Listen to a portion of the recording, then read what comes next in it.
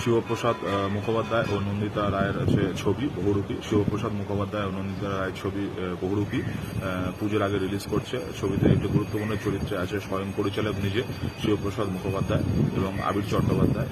তো আগের ছবিটা বেশ ভালোই ছিল, রক্তবীজ, এবং হচ্ছে বহুরূপী থেকে বোঝাই যাচ্ছে হয়তো শিবপ্রসাদ মুখোপাধ্যায় যিনি রয়েছেন অভিনেতা পরিচালক, তিনি হচ্ছে অনেকগুলো রূপ হয়তো ধরবেন এবং তিনি তার খেলা দেখাবেন এবং তাকে হয়তো পিছু ধাওয়া করবে হচ্ছে আবির চট্টোপাধ্যায়, এরকম চোর পুলিশের খেলা, বহুরূপী পুলিশের খেলা।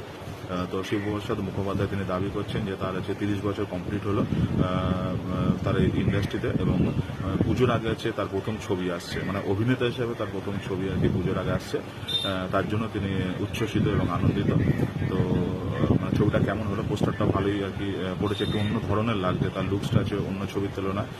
শিবপ্রসাদ মুখোপাধ্যায় যে লুকসটা সেটা আছে অন্য ধরনের লাগছে।